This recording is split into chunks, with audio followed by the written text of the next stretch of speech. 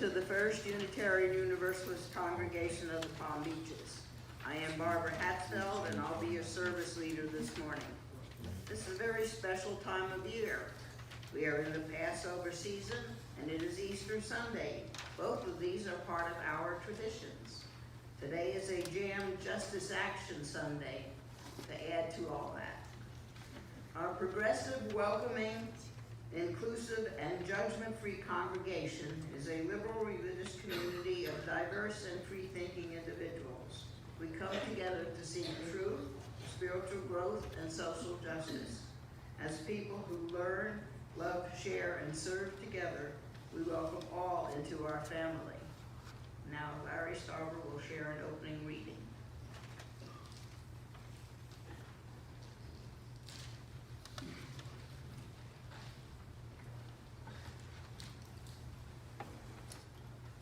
The opening words today are a meditation by Reverend Lynn Cox. Spirit of life, ground of our being, root of unified mystery, growing into myriad branches of expression, bring us together now. Bring us close to the earth, here to the whispering grass, quietly, attentively, waiting with slow breaths, listening for the very stones to cry out with their rocky stories of tectonic plates meeting and parting and meeting. Their mineral memories of Hadean days, molten rocks flowing and joining. Their ancient legends of stars born out of the collapse of other stars. Help us to remember. Help us to piece together our oneness with matter. Our oneness that matters. With one more deep breath, may we rise, star stuff, walking and rolling across the surface of an impossible blue-green planet. May we join together to heal what is divided. May we find wholeness within, without, among, between. Eternal source, seed of the universe, help us to grow peace.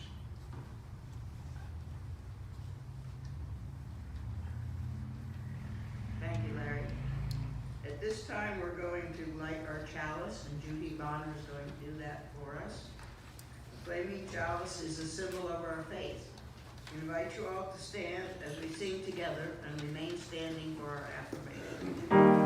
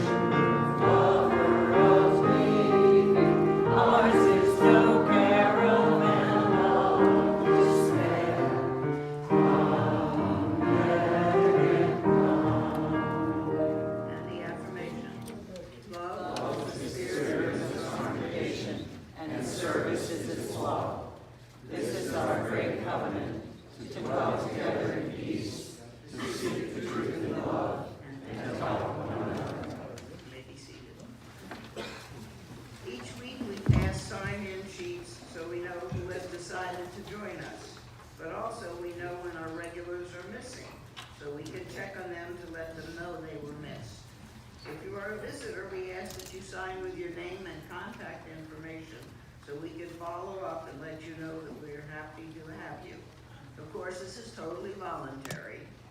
The pads will be brought to the outside of each row, so pass them to the center after your sign, and then they will be collected. Each week, we invite our visitors to introduce themselves. If you're here for the first time, or you want to say hi, we ask you to stand so we may bring a mic to you, and tell us who you are, where you are from, and what brought you to us today. I believe Rachel has a mic, so anybody want to talk? You're all shy. Good to go. Hi everybody, I'm Janice Tiedemann. Margaret Robeson, and my mom, Marilyn Tiedemann, and Susan Hilverson.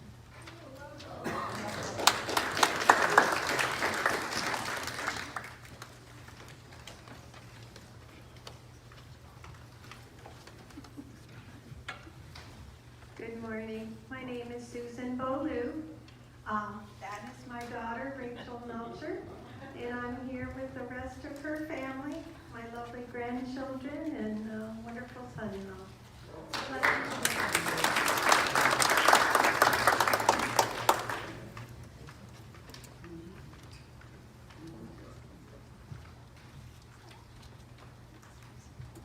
We're the Reyes-Roman family. We bring you greetings from UU Miami.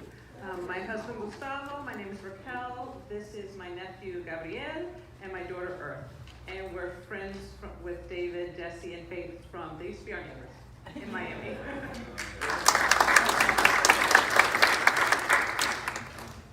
Good morning, everyone. My name is Kathy Lynn Dahl, and I have been here before, but it's been about 2 years.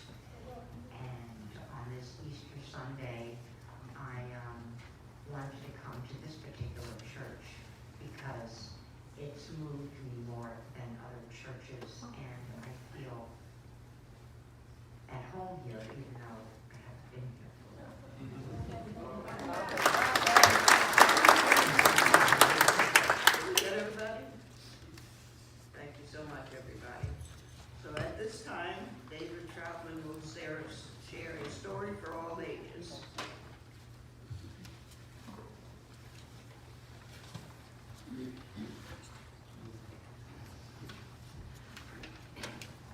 Good morning, everybody. Good morning. Happy Easter. My name is David Troutman. I'm not Faith Walters, like my name tag says, because I lost my name tag, and I'm acting as the children's representative today, so I'm being my daughter up here. But I'm part of we've recently reformed our RE committee. Rachel Melcher, who's our usher today also, and Diane Curry. Where is Diane? There she is.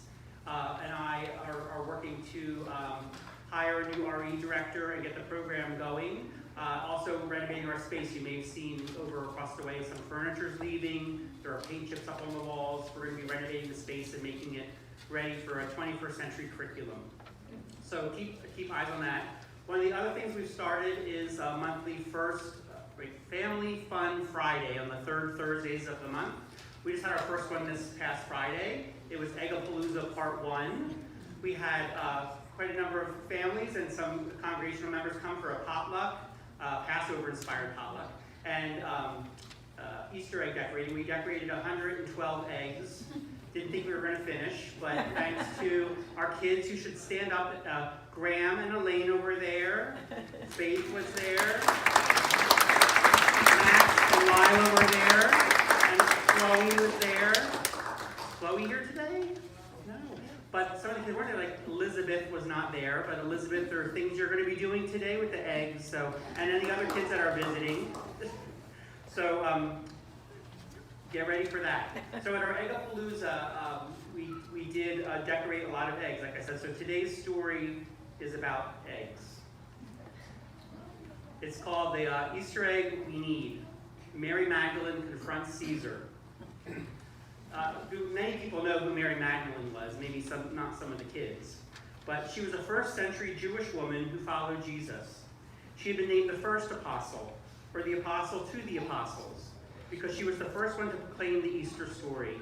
The men did not believe her. Some things never change. They are changing, but it's also a current story. There are many, many legends about Mary Magdalene.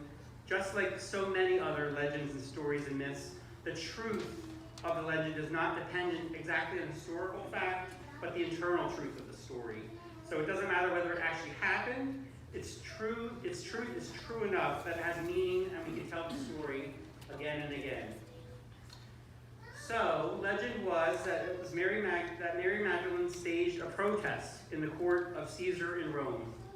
As the story goes, Magdalene was a woman of means and influence and chutzpah. That's a good Passover term. Chutzpah. She was brave. She was strong. She wanted to speak the truth. And sometime soon after the crucifixion of Jesus, she procured an invitation to dine at the court of Caesar. She had a mission. She went to Rome to protest Pilate's miscarriage of justice. That sounds also very you and very much like us. We protest miscarriages of justice, and to announce the resurrection. The ancient tale says that as Magdalene stood up to speak, Caesar was about to peel a hard-boiled egg. Now this egg is raw, so I can't drop it. So, but he was about to peel it, and when he heard her announcement of the resurrection, he held up the egg and said, "He can no more be raised from the dead than this egg can turn red. Abracadabra."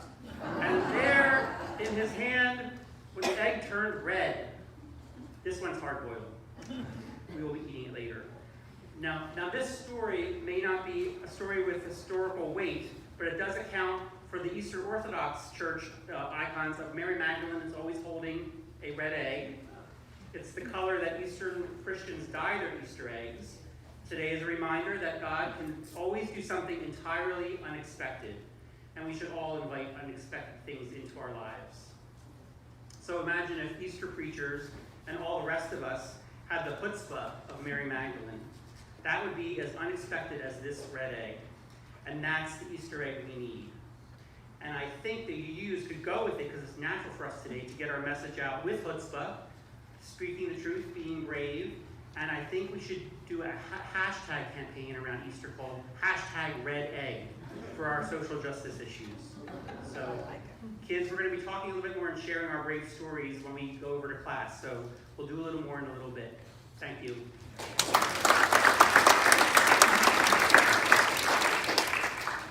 Thank you, David. Our first hymn today is number 108. I invite you to stand as we sing together, "My Life Flows On in Endless Song."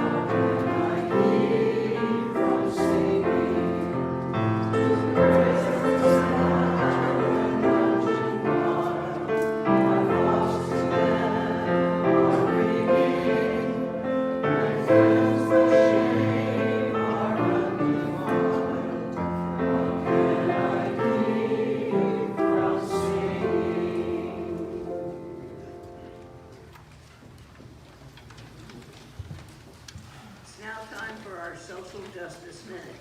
This being the third Sunday of the month, we will be giving all the unmarked money, that's the cash and any checks that don't say pledge, in the collection later, to our social justice action. UUJF Climate Resilience talk about it is our guest speaker, Jan Booher.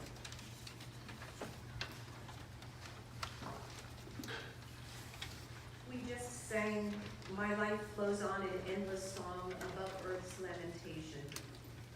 And in Florida, lamentation is loud. The earth is lamenting, and yet our lives flow above that lamentation.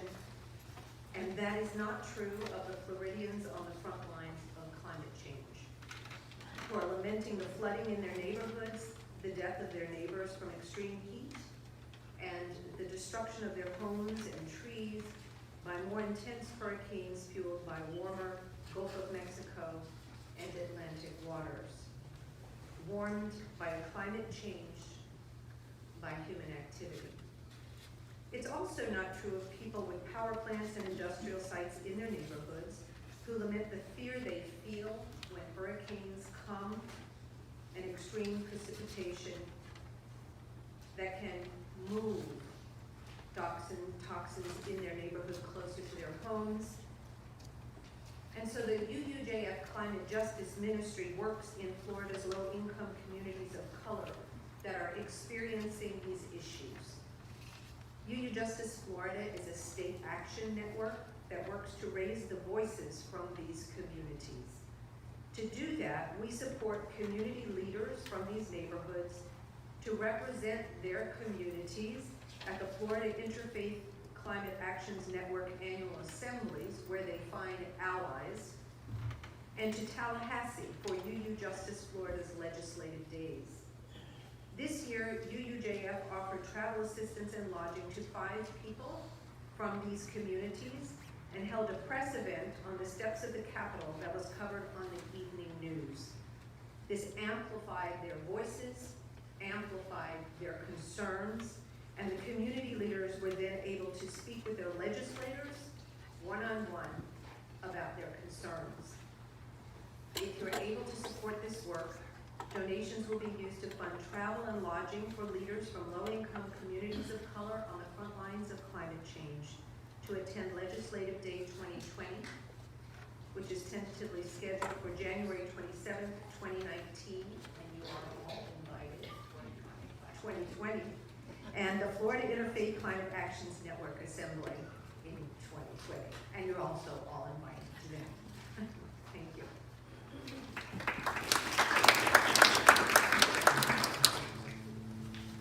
So we'll take that collection a little later. Daniel Trotman is our religious education leader today, and at this time we invite all children, oh, I'm sorry, a moment of silence, excuse me. We'll now take a moment for silent meditation, and when Palin starts the music, we invite you to light a candle for a joy or sorrow.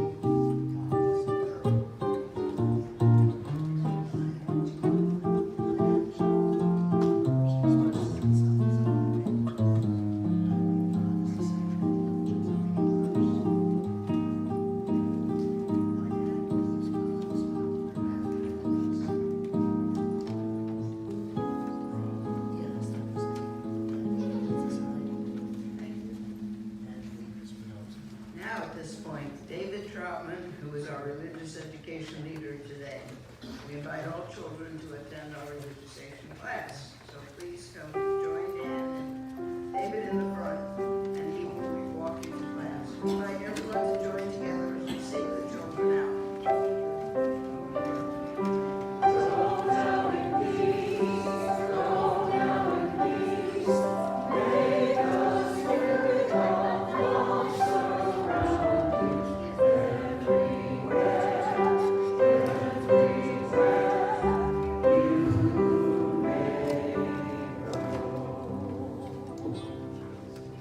Now it's offering time. The great purpose of the world's faith traditions is to bring humanity closer to the divine by acts of creation and compassion. The purpose of this congregation is to encourage all who gather here to grow more and more generous in spirit and in action. Each week we take an offering that allows us to exercise that all-important generosity of spirit, an offering that supports this congregation and its many ministries. If you prefer, you can give electronically through our website. This being the third Sunday of the month, as I mentioned, the offering of the cash and non-pledged checks will be designated for the UUJF's Climate Resiliency Ministry, which Jan Booher described earlier. Each week, we also collect non-perishable items for a local food bank in a large basket here in front. If you are visiting with us today, do not feel obligated to give. Your presence is given. As ushers come forward to pass the baskets, your donations will be most gratefully received.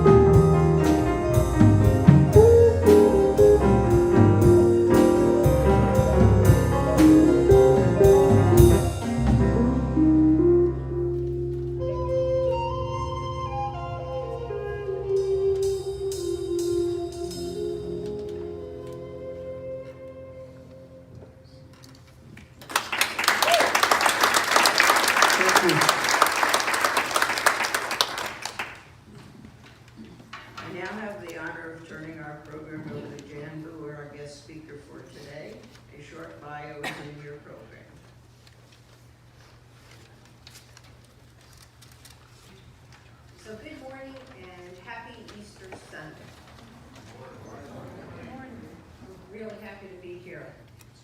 So Easter Sunday has always been a day when I reflected on renewal and on the changing seasons, the birth of nature's creatures, the emergence of those new light green spring leaves. I love that color. It is the color of life.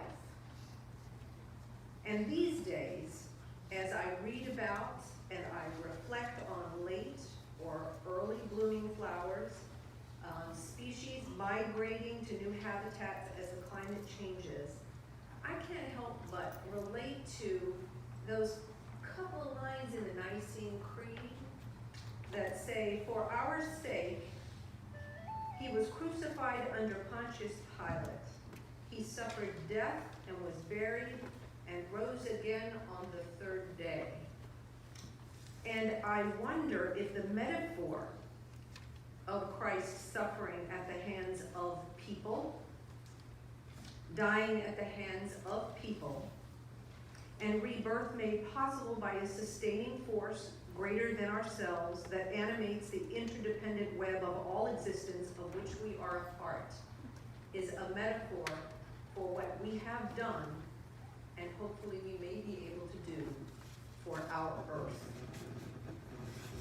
So, Earth's lamentation is loud, it's strong, and the lament of earth is so strong that now the lament of our most vulnerable people has joined that of the earth. We have the luxury and the privilege of allowing our lives to flow on in endless song above this lamentation shore, as we sang in the hymn. But we do not have to look far to see it or to hear it. The hurricanes hit Florida's communities where there are power outages, sometimes for weeks, and the lamentations came loudly to those of us with ears to hear them. Through the interconnected web of all existence, we hear from our Black and brown friends and allies that their communities were the lowest priority for restoring energy in an economy where the power is centralized and government controlled. And our Black and brown brothers and sisters buried their dead. And the message we hear from our friends and allies is that they want to be off the grid. They want to have that power to have power and to control their destiny, but they can't afford solar, even in a co-op. From this congregation, you only have to go 53.3 miles to the west to South Bay, where Earth cries because her air is filled with the smoke of burning sugarcane leaves every year before the harvest, raising concentrations of particulate matter in the air and turning pesticides into gases that are breathed by the Black and brown brothers and sisters of ours who live there. And the lamentations come loudly to those of us with ears to hear them, that if the wind blows toward the community, Big Sugar allows the fields to be burned. And if the wind is blowing toward affluent white communities, Big Sugar policy is that they will not burn. When we have excessive heat, the ozone concentrations increase and hold pollutants closer to Earth. And we hear the lamentations of the parents in South Bay who connect their young children to respiration machines at night so they can breathe. And we hear the lamentations of teachers who fill large plastic garbage bags with inhalers when they prepare precious Black and brown children for their field trips.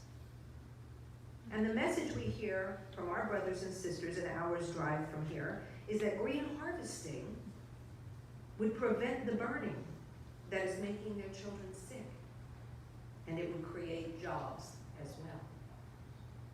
So we sang hymn 108, and we sang, "I hear the real though far off hymn that hails a new creation." Is this the resurrection of our earth? Can we allow ourselves a moment, just a moment, to imagine a resurrection of earth and of civilization through climate justice? A rebirth made possible by a sustaining force greater than ourselves that animates that interdependent web of all existence of which we are a part? And can this be done in a way that has beloved community as a happy consequence? I say yes. If our concept of climate justice addresses not only the reduction of greenhouse gases, transitioning to renewable energy, and adopting sustainable practices, but also commits us to addressing the systemic issues that have persecuted some portions of humanity and have crucified Earth in the service of others. I say yes. If we partner with our brothers and sisters in a common enterprise to correct our current trajectory in ways that build beloved community in that space where climate change and racism meet. So to understand what that might look like and feel like, let's remember what beloved community is. It's a society based on justice, equal opportunity, and love of one's fellow human beings. It's an economically and socially inclusive community, and it's a community in which all are embraced and none are discriminated against. For UUs, the current political environment is the diametric opposite of beloved community. And we are engaged in a common enterprise to change the momentum. And climate justice, if approached systematically, is integral to this effort. So I love my climate-controlled home with clean, potable water. But I leave my home, and I now work in communities where power plants, arsenic sludge dumps, landfills, coal ash ponds, and so forth are located. And in this work, with UUJF and partnered with the Florida Disaster Resilience Initiative, I work in disaster zones. I meet people who do not have emergency shelters in their communities. And where they have gone to emergency shelters, they have been turned away. So each of us must begin to understand that climate injustices are relatively short walks or drives from our congregations and homes. We needn't look to Alaska or remote Pacific Islands. This congregation is a short hour drive, say, from South Bay. So we also have to realize there's a back end to so much of what we enjoy. Landfills, chemical and power plants, and garbage transfer stations are likely to be in a community of color near you. I have to tell you, I was really shocked. I have thought of recycling as the most wonderful thing, and I recycle everything I possibly can.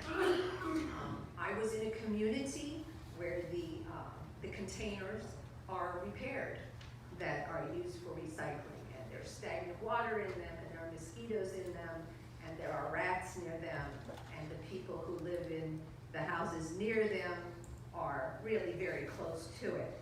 And I thought to myself, the districts of the dystopian Hunger Games are more accurate depictions of American low-income communities than I had thought.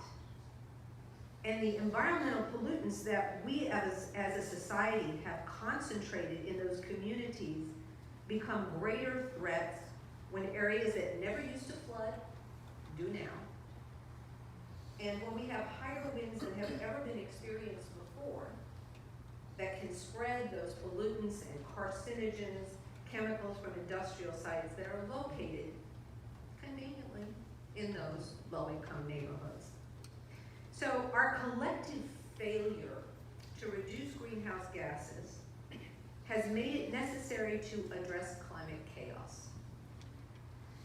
To find homes and support in Florida for 200,000 or so Puerto Ricans after Hurricane Maria. To find enough grief counselors and caseworkers to assist the surviving residents of Paradise, California after the worst fire in California history. And currently to find housing for 4,500 couch surfing hurricane homeless children and their families in Bay County, Florida. who are being Baker acted at a rate of 2 to 5 children a week because they've never been homeless before and they don't know how to cope. Expressions of self-harm, acting out in ways they've never acted out before. These children need help. So we have to understand the Gordian knot that climate justice is in order to build resilience. So resilience is the ability to recover to a normal state after a disaster or after another disruption. So let's think about this. Incarceration of Black and brown nonviolent offenders and detention of immigrants separates families, which decreases resilience because fewer resources are available in that family. The legacy of redlining that undergirds our housing issues is linked to negative health outcomes in low-income communities, and it results in housing that's in poor condition before the storm, before the event, right? Before adverse climate events.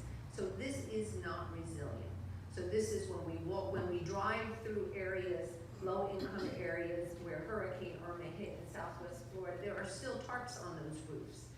And water does not respect your thought of your tarp. It comes in, it continues to work its damage in your home.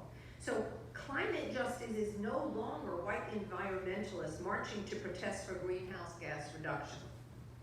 Community-based work for climate justice puts us in the company of our Black and brown brothers and sisters fighting for transparency about the Superfund and the brownfield sites in their neighborhood, and at city and county meetings fighting climate gentrification. It allies us with community leaders sitting on criminal justice review boards and those leading community efforts to reduce gun violence. Climate justice touches every issue that touches the ability of communities to be resilient. That includes infrastructure of all kinds, food security, housing safety, environmental health and safety, supply chains, energy, social services, and all other aspects that support a civil society. So UUs called to work for climate justice look for a just transition to a blue-green economy and to ally with others who hold those values. UUJF is partnered with the Florida Disaster Resilience Initiative, which provides an online whole-of-society collaborative platform for work groups. It's non-hierarchical, it's a framework, and field work that's paired with it in the most vulnerable of communities to help move us to a blue-green economy. So we are called to work to house the hurricane homeless and all those displaced by the climate chaos of ever stronger, more extreme heat, excess flooding and precipitation, super fires, sea level rise, and now bomb cyclones. But the vision of a blue-green economy also calls us. It requires us both to be forward-thinking and to innovate, and also simultaneously to embrace simplicity. Inclusive and equitable deliberation and planning, sustainable development, conservation of nature, and economic systems based on a profound commitment to honor the carrying capacity of our oceans and lands that comprise Earth, our home. These are essential hallmarks of a blue-green economy. How will we take whatever increasing numbers of humans need from the oceans, and yet leave the ocean healthy? How will we maintain a green and healthy planet and still sustain all of the world's inhabitants? How will we ensure that the joys and luxuries we enjoy do not create a dystopian morass for others? I don't know. It's not simple. right? None of us, I mean, can any one person, anybody got the answer, right? So, I don't know. This is what I do know. I do know that 2 UU congregations that began working on preparing a low-income community of color for public health impacts of climate change with one of our Rising Together projects are partnered with 2 other UU churches now in support of the community of Dunbar, low-income, historic Black community, and co-facilitated the design of a spring break youth resilience corps program that addressed the concerns of the community. We need activities for our teen youth. They are at risk. We need to raise our kids into leadership. We need to be able to give them letters of recommendation that are going to help them get into college. We need our children to be recognized as leaders and people of value who can make our community more resilient. And that happened. And that was UU's. And I do know that UU congregations working on climate justice have been addressing many of the issues in the field that committees in their congregation are talking about and they're studying. And what does that mean? That means people are prepared.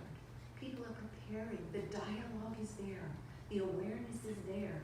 So that when you have people who are working with the community and they're not sure how to proceed, we have the words. We've gotten them from our small group ministries. We have them in the work from our Green Sanctuary committees and from our UU Ministry for Earth. We have the words. We have the tools. And I do know that Unitarian Universalists are now working in Florida, because I'm doing it and many other UUs are coming along with me. We're working with, now, finally, Quakers, Methodists, Presbyterians, Lutherans, Jews, Episcopalians, African Methodist Episcopalians, Catholics. All of these folks are working on climate justice in ways that intersect and overlap with their work on human and community development efforts. We are partnering with universities, local sustainability and resilience departments at different levels of government, whether they be county or municipal, nonprofits, and small community groups that perhaps don't yet have a name. But when a group of people in a low-income community meets regularly to work for the greater good of their community, they are our friends. They are our allies in that place. There is a growing capacity, finally, to stand together.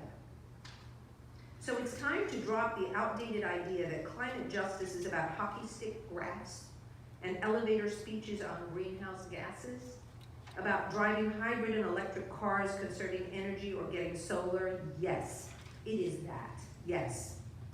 And we must do more of it. And thank you to everyone who has taken issues in their private life, in their congregational life, and has been working for those goals all this time. But climate justice has evolved, and it is also about people standing with people who are bearing the brunt of climate change impacts in the same way they have been disproportionately burdened with environmental degradation and pollution. And standing together and saying, enough. We respect the worth and dignity of our friends and allies. And there are clean energy solutions that will not have the injurious back end that the fossil fuel industry creates.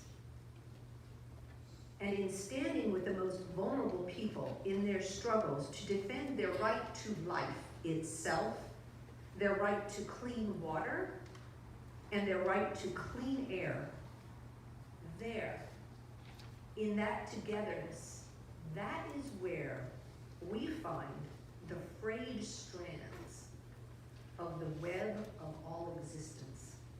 It is still there. And it is still animated by the spirit of life that makes us one. And if we stand together in that space, and we hold the consciousness and the intent of beloved community, we feel the strength of the transformative power of love, the creative force that can mend the web where it is frayed. And therein lies the strength to heal both the legacy of our divisions and our beloved earth. Therein lies a spark of hope that I feel when I stand with others in their fight and just being there to help them, to support them any way I can. Therein lies the spark of hope and the strength of unity that makes all things possible. Even a just and sustainable world with a thriving blue-green economy where our children and their children will enjoy the beautiful light green leaves on sunny Easter mornings in the happy accident that in working for climate justice, they will be in a beloved community. Thank you.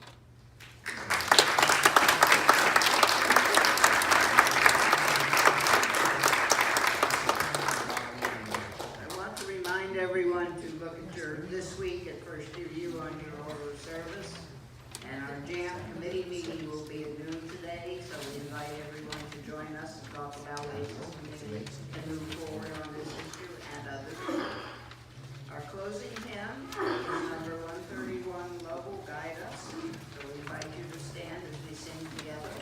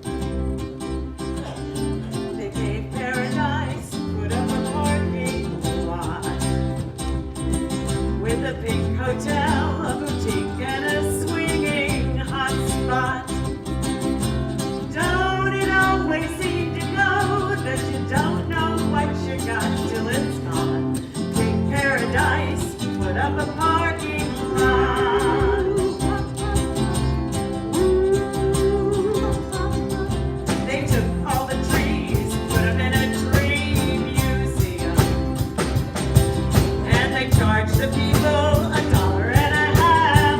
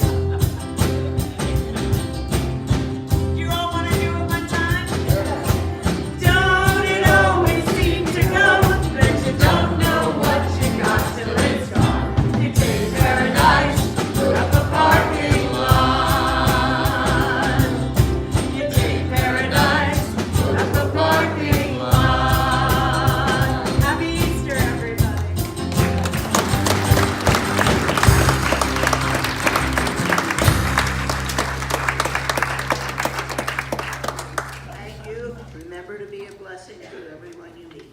It's a nice touch.